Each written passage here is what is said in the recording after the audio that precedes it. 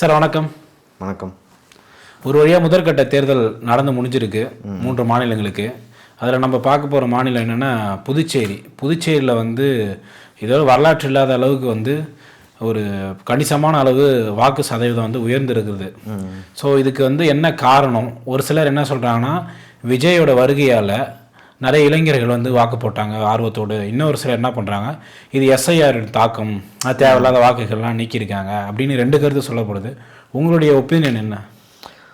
இல்லை, நீங்கள் வரலாற்று நெடுக்க பார்த்தீங்கன்னா வச்சுங்களேன், எந்த தேர்தலில் கடந்த தேர்தலை விட வாக்குகள் அதிகமாக விழுதோ அப்போ ஆட்சி மாற்றம் நடக்கும் அப்படின்னு சொல்லிட்டு சொல்லுவாங்க. இப்போ 2011 தேர்தலில் அந்த மாதிரி நடந்தது. ஏன்னா 5 ஆண்டு கால திமுக ஆட்சிக்கு எதிராக மக்கள் கோபமாக இருந்தாங்க. அதனால தான் 2011 சிறு ஜெயலலிதா மிகப்பெரிய வெற்றியை பெற்றாங்க அப்படின்னு சொல்லிட்டு சொல்லுவாங்க. ஆனால் 2016 அவ்வளோ பெரிய வெற்றி அவ்வளோ அந்த அளவுக்கு வாக்கு சதவீதம் பதிவாகலை அப்படின்னு சொல்லிட்டு சொல்லுவாங்க. அதே போல் 2021 அந்த மாதிரி தான் சொல்லுவாங்க, மிகப்பெரிய வெற்றி திமுக பெறல, ஆனால் ஆட்சி மாற்றம் ஏற்பட்டது அப்படின்னு சொல்லிட்டு சொல்லுவாங்க. ஒவ்வொரு தேர்தலும் பார்த்தீங்கன்னா 70, 71, 69, குறிப்பாக கிராமப்புறங்களில் வாக்கு சதவீதம் அதிகமாக இருக்கும், நகர்ப்புறங்களில் குறைவாக இருக்கும். ஏன் நகர்ப்புறங்களில் குறைவாக இருக்குன்னா, நகர்ப்புறங்களில் இருக்கவங்க ஓட்டு போட வரமாட்டாங்க அப்படின்னு சொல்லிட்டு ஒரு குற்றச்சாட்டு எப்பொழுதுமே இருக்குது. அதனால் இந்த தேர்தலில் பெரிய பெரிய அப்பார்ட்மெண்ட்ஸ்லாம் இருக்குல்ல, ஏன்னா 1000 வாக்குகளுக்கு ஒரு வாக்குச்சாவடி அப்படின்னு சொல்லிட்டு சொன்னாங்க. அப்போ ஒரு அப்பார்ட்மெண்ட்டில் 1000 பேர் இருக்காங்கன்னு வச்சுங்களேன், அங்கே போயிட்டு நாங்கள் ஒரு வாக்குச்சாவடி வைக்க போகிறோம் அப்படின்னு சொல்லிட்டு இந்த முறை சொல்லியிருக்காங்க. அது எந்த அளவுக்கு சாத்தியம் தெரியல, அது பொறுத்துன்னு தான் பார்க்கணும். ஏன்னா எல்லா வாக்குகளையும் வாங்கணும் அப்படின்னு சொல்லிட்டு ஆசைப்படுறாங்க, எல்லாமே வாக்களிக்கணும் அப்படின்னு சொல்லிட்டு. அதே போல் கேரளா, அசாமை தவிர்த்து நம்ம புதுச்சேரி மாநிலத்தில் ஏன் நம்ம அந்த எலெக்ஷனை நம்ம உற்று நோக்கணும் அப்படின்னா, ஆல்மோஸ்ட் நம்ம தமிழர்கள் தான் அங்கே இருக்காங்க, எல்லாம் ஒரே மாதிரியான மக்கள் தான் அங்கே வசிச்சுட்டு இருக்கோம். ஸோ இந்த சுச்சுவேஷனில் அதிகமாக அங்கே புதுச்சேரியில் போலானது நம்ம தமிழ்நாட்டிலையும் அதோட தாக்கம் இருக்குமா? அதை நீங்கள் அப்படி பார்க்கக்கூடாது. ஓகே, அப்படி பார்க்கலாம். அங்கே எப்போதுமே காங்கிரஸ் திமுக இருக்கும், இல்லை காங்கிரஸ் அதிமுக இருக்கும். காங்கிரஸ் ஸ்டாண்டர்டாக இருக்கும், அதிமுக திமுகன்றது தான் மாறி மாறி வரும். அங்கே அதிக முறை திமுக இருந்திருக்கு, 2-3 முறை அதிமுக இருந்திருக்கு. ஸோ இதுதான் புதுச்சேரி நிலவரம். இந்த முறை ஏன் உற்று நோக்க வேண்டும் அப்படின்னா, இந்த முறை விஜய் என்ற புதிய ஒருவர் வந்திருக்காரு. இப்போ அசாம்லேயோ கேரளாவிலேயோ விஜயோட தாக்கம் இருக்காது. இப்போ கேரளாவில் கூட விஜயோட தாக்கம் இந்த சைடில் இருக்கலாம், இந்த எல்லையோரம், தமிழக எல்லையோரம் இருக்கலாம், அங்கே இருக்கலாம், கன்னியாகுமரி, அதே போல் இந்த பக்கம் தேனி அந்த சைடில் இருக்கலாம், இந்த இடுக்கி கம்பம்லாம் சொல்லலாம், அங்கே இருக்கலாம். ஆனால் மற்ற 2 மாநிலங்களையும் நம்மளால் அப்படி சொல்ல முடியாது. ஆனால் புதுச்சேரி தமிழ்நாட்டில் என்ன கலாச்சாரமோ, என்ன பண்பாடோ, என்ன பழக்க வழக்கமோ அதே தான் புதுச்சேரியிலையும் இருக்குது. ஸோ புதுச்சேரியில் மைனாரிட்டிஸும் இருக்காங்க, கிறிஸ்தவர்கள் இருக்காங்க, இஸ்லாமியர்கள் இருக்காங்க, அதே போல் இங்கே திமுக அதிமுக இருக்குது. அதை தாண்டி ஒரு கட்சி என்ன இருக்குது அப்படின்னு பார்த்தீங்கன்னா காங்கிரஸும் ரொம்ப காலமாக அங்கே ஆளும் கட்சியாக இருந்திருக்காங்க. இப்போ காங்கிரஸ் தாண்டி ஒரு கட்சி வளருதா, இல்லை காங்கிரஸை வீழ்த்துதா, இல்லை ஏற்கனவே இருக்கிற ஆளும் கட்சியை வீழ்த்திட்டு தமிழக வெற்றி கழகம் வருதா அப்படின்னு சொல்லிட்டு பார்க்கணும். முதல்ல 91% வாக்குப்பதிவு அப்படின்றதே மிகப்பெரிய சாதனையாக பார்க்குறேன். ஏன்னா இந்தியாவிலே அந்த மாதிரி எங்கேயுமே பதிவானதில்லை, அதுவும் சவுத் இந்தியாவில் பதிவானதில்லை 91% என்பது. ஏன்னா தபால் வாக்கெலாம் சேர்த்து நான் சொல்கிறேன், 90லேருந்து 91% வச்சிங்களேன். நம்மளுக்கு இப்போ தகவல் படி ஒரு 90% இருக்குது, அது 91 கூட மாறலாம்னு வச்சுக்கோங்க. அப்போது 91% என்பது இப்போ 100 பேர் இருக்காங்கன்னா அதில் 90 பேர் வாக்களிச்சுக்கிறாங்க. 1000 பேர் இருக்காங்கன்னா இந்த 1000 பேர்த்துல 900 பேர் வாக்களிச்சுக்கிறாங்க. அப்போது மக்கள் மனதில் ஏதோ ஒரு மாற்றம் ஏற்பட்டுருக்குது, ஒரு தாக்கம் இருக்கு. அது என்ன தாக்கம், என்ன மாற்றம் அப்படின்னு சொல்லிட்டு யாருக்குமே இன்னைக்கு வரைக்கும் தெரியல. அதை தாண்டி எப்பொழுதுமே யார் வாக்களிக்க மாட்டாங்கன்னா, இளம் பெண்கள் வாக்களிக்க மாட்டாங்க. அதே போல் ரொம்ப இந்த உயர்குடின்னு சொல்லுவாங்கள்ல, லைக் பிஸ்னஸ் மேனாக இருப்பாங்க, அவங்க பிஸ்னஸ் பண்ணிட்டு இருப்பாங்க. ஸோ அவங்களாம் எதுக்கு நம்ம வாக்களிக்கணும் அப்படின்னு சொல்லிட்டு அந்த மாதிரியான சிந்தனையில் இருப்பாங்க. அதான் இப்போ இந்த முறை அந்த அப்பார்ட்மெண்ட்டுக்கு எல்லாம் வாக்குச்சாவடி வைக்க போகிறதா இருந்தாங்க. இப்போ புதுச்சேரியில் 91% பதிவாயிருக்கு. எப்பொழுதுமே இங்கே இருக்கவங்க, தமிழ்நாட்டில் இருக்கவங்க சினிமாவுக்கு அடிக்ட் ஆகிட்டாங்க அப்படின்னு சொல்லிட்டு சொல்லுவாங்க. இப்போ ஒரு சினிமா நடிகர் உள்ளே வராரு, அப்போ அவரோட ரசிகர்கள் வராங்க. அவருடைய ரசிகர்கள் யாருன்னு பார்க்கணும். பெண்கள் அரசியல் தெரியாது. இப்போ இந்த காலகட்டத்தில் அரசியல் நிறைய பேருக்கு தெரியும், இருப்பினும் வந்து சில பெண்கள் அதே போல சில இளைஞர்களுக்கு வந்து தெரியாது. ஆனா விஜய் வர்றதால அரசியல் இப்ப இருக்கிறவங்க எல்லாமே தெரிஞ்சுக்கிறாங்க. அது வந்து என்னன்னு ஒரு நல்ல விஷயம். அது விஜய் அவருக்கு மேல 1000 விஷயம் விமர்சனம் இருக்கலாம், நானே கூட வந்து நிறைய விமர்சனங்கள் அவர் மேல வச்சிருக்கேன். ஆனா இப்ப இருக்கிற இளைஞர்களை அவர் வந்து அரசியல் படுத்தினாரா இல்லைன்னு சொல்ல மாட்டேன் நான். அவர் வந்து அரசியல்லாம் என்ன, தேர்தல் அரசியல்லாம் என்ன அப்படின்னு சொல்லிட்டு திரும்பி பார்க்க வச்சிருக்காரு அப்படின்னு சொல்லுவேன். அப்படி திரும்பி பார்க்க வைச்சதோட விளைவு தான் இப்போ தமிழ்நாட்டில் பாண்டிச்சேரியில் வந்து 91% வந்து வாக்குகள் பதிவாயிருக்கு. சார் அது எந்த அளவுக்கு தாக்கம்னா, இன்ஸ்டாகிராமில் நான் பார்க்கும்போது நிறைய பெண்கள், இளம் பெண்கள் வந்து பெங்களூரில் வேலை செய்கிறாங்க, டெல்லியில் வேலை செய்கிறாங்க. அவங்களாம் வந்து ஒரு ரீல்ஸே பண்ணுறாங்க, நாங்கள் ஓட்டு போட, அதுவும் வந்து தளபதிக்கு ஓட்டு போட நாங்கள் சென்னைக்கு டிக்கெட் புக் பண்ணி போகிறோம் அப்படின்ற அந்த அளவுக்கு வந்து தாக்கம் இருந்திருக்கு. ஏன்னா இப்போது டெல்லியிலேருந்து இங்கே வரணும்னா டிக்கெட் செலவு பண்ணிவிட்டு அது ஒரு லீவ் போட்டுட்டு, ஏன்னா அங்கே லீவ் இருக்காது. ஆமாம்.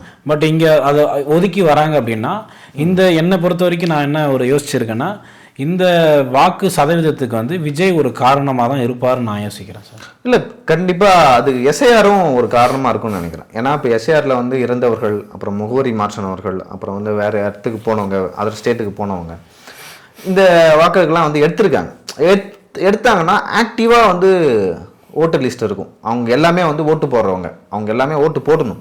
இப்போ இதெல்லாம் வந்து கள்ள ஓட்டுகள் வந்து தவிர்க்கப்படும். இப்போ நிறைய இடத்த வந்து நம்ம கள்ள ஓட்டுலாம் இப்பெல்லாம் போட முடியாதுன்னு சொன்னாலும், எங்கெல்லாம் ஆளுங்கட்சி இன்ஃப்ளூயன்ஸாக இருக்கும், தமிழ்நாடு மட்டும் சொல்ல, அது இந்தியா ஃபுல்லாகவே நடக்கும். ஸோ எங்கெல்லாம் ஆளுங்கட்சியினர் வந்து ஸ்ட்ராங்காக இருக்காங்களோ அங்கெல்லாம் வந்து அந்த மாதிரியான கள்ள ஓட்டுகள் வந்து நடக்கும். அப்படி இருக்கும்போது எஸ்ஐஆரும் ஒரு காரணமாக இருந்திருக்கலாம். அதை தாண்டி ஒரு பெரிய காரணமாக வந்து இது நாள் வரைக்கும் வந்து லைக் எப்படி சொல்கிறது, அரசியல் என்னன்னு தெரியாத கொஞ்சம் பேர் இருந்திருப்பாங்கல்ல. ஸோ பெண்களுமே இருக்கிறாங்க, ஆண்களும் நிறைய பேர் இருக்காங்க, குறிப்பாக வந்து இளம் வயதுடையோர். ஸோ அவர்களுக்கெல்லாம் வந்து இந்த விஜயின் வருகையால், இப்போ வந்து அஜித் ரசிகரே ஒருத்தர் இருக்காருன்னு வச்சிங்களேன், அஜித் ரசிகர் வந்து விஜய்க்கு ஓட்டு போடலாம், இல்லை வேறு யாருக்காவது ஓட்டு போடலாம். ஆனால் அந்த அஜித் ரசிகருக்கே விஜயால் அரசியல் தெரிஞ்சிருக்கு அப்படின்னு நான் நினைக்கிறேன். கரெக்டு தான் நான் சொல்கிறது. இப்போ போகும் இடமெல்லாம் வந்து எடப்பாடி பழனிசாமி அவர்களுக்கு, எடப்பாடி பழனிசாமி அஜித் இருக்கிற மாதிரி வந்து கொடுக்குறாங்க. அதோட அர்த்தம் என்னன்னா அஜித் ரசிகர்கள். அது இல்லாமல் இன்னொன்று, செல்வ பிறந்தகை இன்னைக்கு ஒரு ப்ரெஸ் மீட் கொடுத்துருக்காரு. அஜித் அவர்கள் வந்து நடந்து சென்றாலே இதை விட கூட்டம் அதிகமாக வரும் அப்படின்ற மாதிரி எல்லா படத்துலையும் நடந்து போயிட்டு இருக்காரு. அது மட்டும் தான் பண்ணிட்டு இருக்காரு. அவர் வந்து வெளியில நடந்து போனான்னு சொல்றாரு. சரி, இப்போ நம்ம இதுக்கு வரலாம். இப்போ இதோட தாக்கம் வந்து தமிழ்நாட்டில் ஏற்படுமா அப்படின்னு சொல்லிட்டு ஒரு விஷயம் இருக்கு. ஓகே, கேள்வி இருக்கு. இப்போ பாண்டிச்சேரின்றது ஒரு சின்ன மாநிலம், யூனியன் பிரதேசம். மாஹே, ஏனாம்னு 2 தொகுதி வேற தனித்தனியாக இருக்கு. கேரளாலையும் ஆந்திர பிரதேஷ்லையும் இருக்கு. ஓகே, அங்கே யார் வந்து வின் பண்ணுவாங்க நமக்கு தெரியல. ஆனால் தமிழ்நாட்டில் பாண்டிச்சேரியில் தமிழ்நாட்டுக்கு அருகில் இருக்கிறதால விஜயோட தாக்கம் இருக்குது. அவங்க கட்சி வந்து அங்கே போட்டிடுறாங்க. ஸோ இதனால இதை இங்கே இருக்கிற அரசியல் கட்சிகள் வந்து உற்று நோக்குவாங்க. ஓஹோ, விஜய் வந்திருக்காரு, கிட்டத்தட்ட 10% வாக்குகள் வந்து அதிகமாக இருக்குது. இப்போ தமிழ்நாட்டிலையும் அப்படி நடந்தால் நம்ம என்ன பண்ணுறது அப்படின்னு சொல்லிட்டு இந்நேரத்துக்கு இங்கே இருக்கிற ஆளும் கட்சியாக இருக்கட்டும், எதிர்கட்சியாக இருக்கட்டும், தேசிய கட்சியாக இருக்கட்டும், எல்லாமே வந்து ஆலோசனை நடத்திட்டு இருப்பாங்க. ஸோ இதை நம்ம எப்படி எதிர்கொள்வது? முக்கியமாக வந்து இப்போ ஆளுங்கட்சியாக இருக்க திமுக, ஏன்னா என்னதான் அவங்க வந்து காம்பந்து அரசுன்னு சொல்லுவாங்க, இந்த எலெக்ஷன் கோட் ஆஃப் கான்டக்ட் இருக்குல்ல, அந்த நேரத்தில் இருக்கிற அரசு, அவங்களோட இன்ஃப்ளூயன்ஸ் வந்து அதிகாரிகள் மத்தியில் இருக்கும். நம்ம வந்து ஒரேடியாக இல்லை அப்படின்லாம் சொல்ல முடியாது. இது வரைக்கும் வந்து தேர்தல் ஆணையத்தை திமுகவினரும் திட்டவே இல்லை. ஒரு நிர்வாகியுமே தெரியல. தேர்தல் ஆணையம் வந்து திமுகவுக்கு எதிராக செயல்படுகிறது, பாஜகவின் கைப்பாவையாக இருக்கிறது அப்படின்னு சொல்லிட்டு இப்போ அந்த நம்ம முருகானந்தம் இருக்காருல்ல, இப்போதான் சொல்லியிருக்காங்க. அதுக்கு முன்னாடி சொல்லவே இல்லை. அப்போனா நம்ம என்ன புரிஞ்சுக்கலாமா, அப்போ இன்ஃப்ளூயன்ஸ் இருக்கு அப்படின்னு தான் புரிஞ்சுக்கலாம். அந்த வகையில் இங்கே இருக்கிற அவங்களுக்கு ஏற்கனவே அந்த செல்வாக்கை பயன்படுத்தி ஏதாவது ட்ரை பண்ணலாம் அப்படின்னு நான் நினைக்கிறேன். அது வந்து திமுகவுக்கு பாதகமாக இருந்தாலும் அதிமுகவுக்கு சாதகமாக இருக்குன்னு சொல்லிட்டு நான் பார்க்குறேன். இப்போது விஜய் வந்து இப்போது அங்கே புதுச்சேரியில் வந்து தேர்தல் நடந்து முடிஞ்சு இந்நேரம் வந்து யார் யார் ஓட்டு போட்டாங்க, என்ன ஓட்டு போட்டாங்க, லைக் யார் வின் பண்ணாங்க, ஆல்மோஸ்ட் ஓரளவு கணிச்சிருப்பாங்க அங்கே இருக்கவங்க. இப்போ தமிழ்நாட்டிலையும் வந்து அந்த ஓட் பேட்டர்ன் இங்கே வருமா அப்படின்னு ஒரு கேள்வி இருக்குது. ஏன்னா இங்கே வந்து சென்னை, திருவள்ளூர், காஞ்சிபுரம், செங்கல்பட்டு இது ஃபுல்லாகவே வந்து பார்த்திங்கன்னா நகரமயமாக்கலாக இருக்குது, அர்பன் சிட்டிஸ்ன்னு சொல்லுவாங்க. ஸோ இங்கே இருக்கிற ஓட் பேட்டர்ன் டோட்டலாக வேறு, கோயம்புத்தூரில் வேறு, மதுரையில் வேறு, திருச்சியில் வேறு, எங்கெங்கெல்லாம் நகர்மயமாக்கப்பட்டு இருக்கிறதோ அங்கே இருக்கிற ஓட் பேட்டர்னே வேறு. அவங்க வந்து லைக் யோசித்து முடிவு போடாங்க. சோஷியல் மீடியா இன்ஃப்ளூயன்ஸ் இருக்கும், நிறைய வீடியோஸ் பார்ப்பாங்க யூடியூப்பில் யாருக்கு ஓட்டு போடலான்னு சொல்லிட்டு. ஸோ இதெல்லாம் இருக்குது. ஆனால் கிராமப்புறங்களில் இருக்கிற சுச்சுவேஷனே வேறு. ரூரலில் குறிப்பாக கிராமப்புறங்களில் அதிமுகவோட செல்வாக்கு வந்து இருக்குது, நகர்ப்புறங்களில் திமுகவோட செல்வாக்கு இருக்குது. ஆனால் இங்கே நகர்ப்புறங்களை விட கிராமப்புறங்கள்லாம் தொகுதியோட எண்ணிக்கை ரொம்ப அதிகமாக இருக்குது. இப்போ நகர்ப்புறங்கள்லாம் ஒரு 50-60 தொகுதிக்கு மேலே நம்மளால் சொல்ல முடியாது. ஆனால் கிராமப்புறங்கள் நம்ம எடுத்துக்கிட்டிங்கன்னா இப்போ வந்து இப்போ நம்ம ஊர் எடுத்துக்கிட்டீங்கன்னா கள்ளக்குறிச்சியே கிராமம் மாதிரி தான் இருக்கும். அந்த ஊரை தவிர்த்துட்டு மற்ற சுற்றி இருக்கிறதுலாம் வந்து கிராமம் மாதிரி தான் இருக்கும். ஸோ உளுந்தப்பாட்டியும் அப்படி தான் இருக்கும், ரிஷிவந்தியும் அப்படி தான் ஆல்மோஸ்ட் கிராமம் தான். ஓகேங்களா. அங்கெல்லாம் வந்து எப்பொழுதுமே வந்து அதிமுகவுக்கும் ஒரு வாக்கு வங்கி இருக்கும். ஓகேங்களா. அப்போது இப்போ நகர்ப்புறங்களில் வந்து இப்போ பாண்டிச்சேரியில் நடந்த அந்த ஓட் பேட்டர்னை வந்து நம்ம எப்படி கணிக்கிறதுனா, அது நகர்ப்புறங்களுக்கான ஒரு ஓட் பேட்டர்ன். லைக் ரொம்ப வந்து எல்லாம் படித்தவங்க, இப்போ பாண்டிச்சேரியில் எல்லாமே படித்தவங்களா இருப்பாங்க. எல்லாருக்குமே வந்து ஓரளவு சிட்டி தானே, அது ஃபுல்லாக வந்து நகரமயக்கு மக்கள் தான் இருந்திருக்கும். அதே போல் வந்து மெடிக்கல் காலேஜஸ் இருக்குது. ஸோ அதெல்லாம் இருக்குது. ஒரு கல்வி நகரம் போல தான் இருக்கும். கல்வி நகரம் தாண்டி லைக் நகரமாய்க்கெல்லாம் சோஷியல் மீடியாவோட இன்ஃப்ளூயன்ஸ் ரொம்ப அதிகமாக இருக்கும். அப்போ இதை வச்சு நம்ம என்ன கணிக்கலாம்னா, கிட்டத்தட்ட சென்னையிலே வந்து எப்பொழுதும் 55-60% வாக்கு சதவீதம் தான் இருக்கும். எப்போ பார்த்தாலும் 60, அதிகபட்சம் போனால் 65 இருக்கும். ஓகேங்களா. ஏன்னா எல்லாம் ஊருக்கு போயிடுவாங்க, சொந்த ஊருக்கு, ஓட்டே போட தேவையில்ல, எல்லாம் லீவு உங்களை வெக்கேஷன் சொல்லிட்டு எங்கேயாச்சும் வந்து டூர் அந்த மாதிரி கிளம்பிடுவாங்க. இன்னும் ஒரு சில பேர் வந்து அரசியல்லாம் என்னன்னு கேட்பாங்க, நான் எதுக்கு ஓட்டு போனேன், ஒரு நாள் லீவ் கிடைச்சுன்னு சொல்லிட்டு சொல்லுவாங்க. ஸோ அந்த மாதிரியான ஆட்கள்லாம் இருக்காரு. ஸோ அந்த மாதிரியான ஆட்கள்லாம் இந்த முறை வாக்களிப்பாங்க அப்படின்னு சொல்லிட்டு நான் நம்புகிறேன். இங்கே நகர்ப்புறங்களில் திமுகவுக்கு மிகப்பெரிய ஒரு பின்னடைவாக இருக்கும்னு சொல்லிட்டு நான் நினைக்கிறேன். சார் அதே போல் என்னன்னா, ஒருவேளை பாண்டிச்சேரி நிகழ்ந்த மாதிரி ஒரு 90% இல்லை அதற்கு மேலே 91, 92 அந்த மாதிரி ஒரு சதவீதம் வந்தால் இங்கே இருக்கிற அரசியல் கட்சிகளுடைய எண்ணங்கள் என்ன இருக்கும்?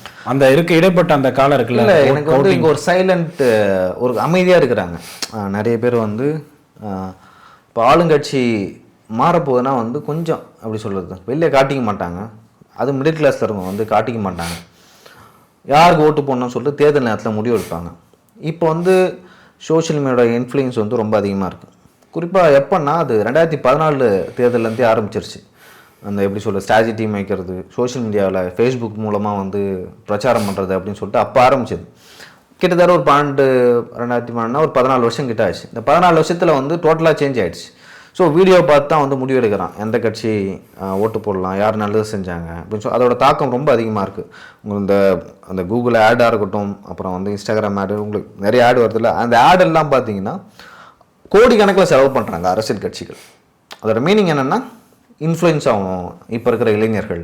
ஸோ இளைஞர்களை நம்ம கவரணும். இப்போ சித்தாந்தம் தெரிஞ்சு ஒரு இளைஞர் இருக்கான்னு வச்சுங்களேன், ஏற்கனவே ஒரு கட்சியில் இருக்கான், அவனுக்கு அரசியல் என்ன தெரியுது, சித்தாந்தம்னா என்னன்னு தெரியுதுன்னா, அவன் வந்து சூப்பராக நான் இந்த கட்சி தான் ஓட்டு போடணும்னு வைப்பான்.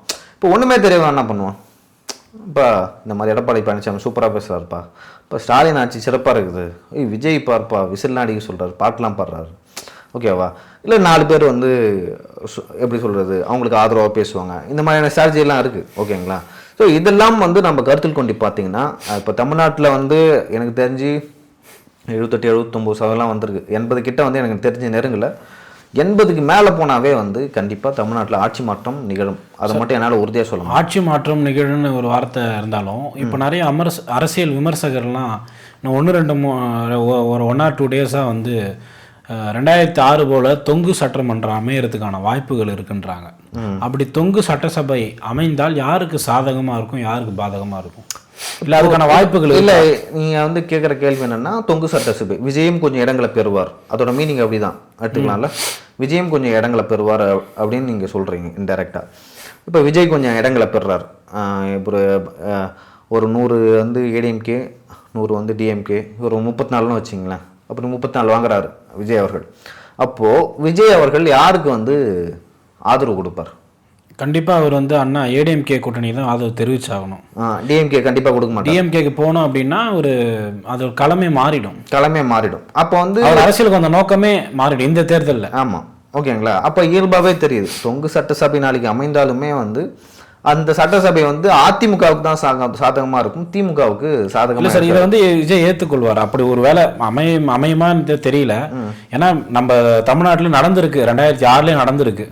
அவர் வேலை அமைந்தால் அதை விஜய் ஏற்றுப்பாரா? இல்லை விஜய் ஏற்றுப்பாரா இல்லை, வேறு ஆப்ஷன் இல்லை. திரும்ப செய்யும் உங்களுக்கு வந்து அப்படி ஏற்றுக்கல, யாருமே பெரும்பான்மை நிரூபிக்கல, கூட்டணி ஆட்சியும் இல்லை அப்படின்னா 6 மாதம் வந்து ஆளுநர் ஆட்சி நடக்கும், அதன் பிறகு வந்து தேர்தல் நடக்கும். இதை வந்து இங்கே இருக்கிற ஆட்சியாளர்கள் யாரும் விரும்ப மாட்டாங்க. கண்டிப்பா. ஸோ இப்போ அதிமுகவே ஏதாவது ஆஃபர், பெரிய ஆஃபராக பண்ணுவாங்க. உங்களுக்கு நாங்கள் துணை முதல்வர் தரோம், இல்லைன்னா 2-3 மந்திரி தரோம் அப்படின்னு சொல்லிட்டு சொல்லுவாங்க. எனக்கு தெரிஞ்சு அப்படி நடக்குமா இல்லையா அப்படின்னு சொல்லிட்டு உறுதியாக சொல்ல முடியாது. ஏன்னா வரலாறு அதுக்கான வாய்ப்புகள் நடந்திருக்கு தமிழ்நாட்டில். இல்லை, நீங்கள் 3வது அணி ஆதரவு கொடுத்து வந்து அந்த மாதிரி நடந்ததில்லை தமிழ்நாட்டில். 3வது ஆனால் கர்நாடகா நடந்திருக்கு. கர்நாடகாவில் நடந்தது குமாரசாமி நினைக்கிறேன். அவங்க அணிகளுக்குள்ளே ஆட்சி அமைச்சிருக்காங்க. ஏன்னா அரசியல் சுச்சுவேஷன் நாளுக்கு நாள் மாறிக்கிட்டு வருது இல்லையா? இல்லை, நான் மாறல அப்படின்னு தான் சொல்லலை, மாறுது. இப்போ வந்து விஜய் ஆதரவு கொடுக்குறாரு அப்படின்னு சொல்லிட்டு சொல்கிறீங்க. இப்போ விஜய் வந்து யாராவது ஒரு கட்சிக்கு தான் ஆதரவு கொடுக்க முடியும். ஏடிஎம்கே டிஎம்கே கொடுக்க மாட்டார். அதை எதிர்த்து அவர் அரசியல் செய்கிறாரு. நாளைக்கே டிஎம்கே கொடுத்தாலும் அது அவருக்கு தான் பேக் ஃபயர் ஆகும். ஏடிஎம்கே கொடுப்பாரு, ஏதாவது ஒரு பெரிய ஆஃபராக வந்து அவங்க எதிர்பார்ப்பாரு அப்படின்னு நான் நினைக்கிறேன்.